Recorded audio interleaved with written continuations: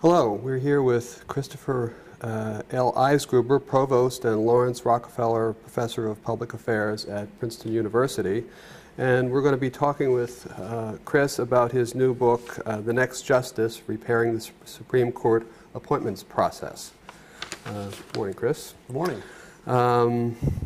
Why did you write this book?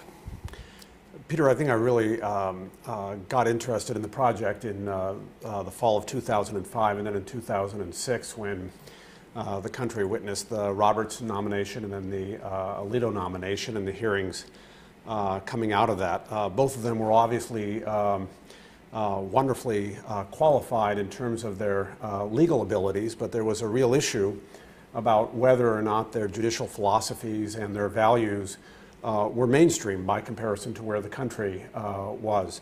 The hearings really didn't get into that question at all, and at times the hearings seemed to push that question to the side. So Roberts famously described himself as an umpire who was just calling balls and strikes when he became a judge, and to me that seemed a very unsatisfactory public understanding for a very important kind of nomination. Right, right. Tell us a little bit about your background and what you brought to this subject. I am trained as a lawyer, attended the University of Chicago Law School, and then clerked afterwards, as many young lawyers do, for two federal judges, Patrick Higginbotham, who's a relatively conservative circuit court judge in Dallas, Texas, and who was at times mentioned as a possible Supreme Court nominee by Ronald Reagan, and then for John Paul Stevens at the Supreme Court, who's now known as one of the most liberal justices on the court. After doing those clerkships, I went on to the New York University School of Law, where I taught for about 10 years, and then came here to Princeton, where I ran a program called Law and Public Affairs before becoming provost. Okay, so you bring both academic and practical professional experience to the task. One of the wonderful things about being a law clerk is seeing the way adjudication occurs from the inside. Right, right. In the book, you write that Americans need to reimagine the nomination process. In your opinion, what should the new process look like? Nowadays, the process in some ways looks like an ordeal or a trial that if the judge passes it without making a blunder or a mistake, the nominee then is entitled to confirmation. That puts an impossible burden on senators who, if they're going to elicit information about the judge's values, have to come up with some question that forces them to give an answer that they don't want to give. And it puts a lot of pressure on the process to turn in directions of scandal. One way that an appointee can blunder or be undone in this process is if there's a smoking gun that somehow emerges on the basis of something in the nominee's past. I think what the Senate needs to do is to assess candidates much more the way that presidents do, on the basis of their past records and of information that's publicly available before the hearing.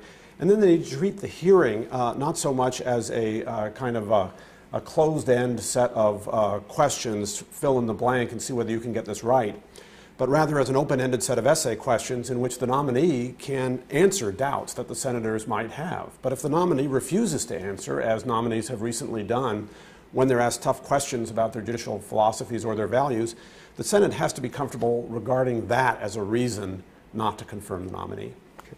I know you've written and in our discussions brought up the Bork hearings.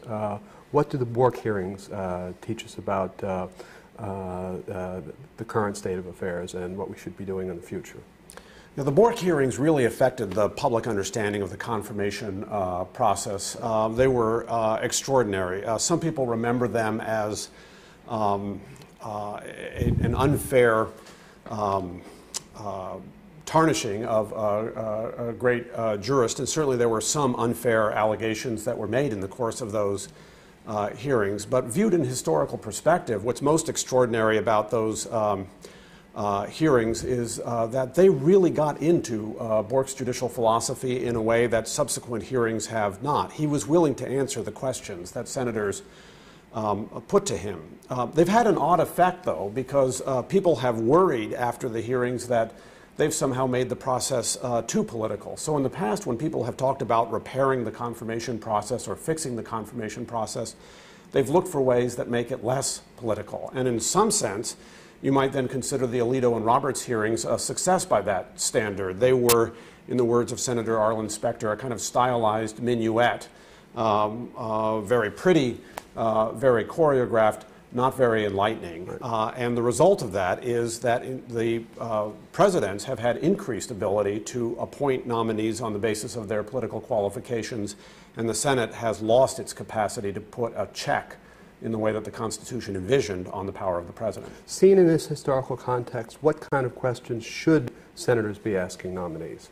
They should ask them questions that show why it is that nominees believe that it's sometimes useful for judges and Supreme Court justices in particular to substitute their judgment for the judgment of elected officials. In these hearings, you hear a lot about judicial restraint, and that's what Roberts talked about, and it seems to suggest that the real division is a division between judges who do make that substitution and judges who are appropriately restrained and don't make it at all. That's a myth, as Roberts' own career has shown in the 2 years that he's been on the court.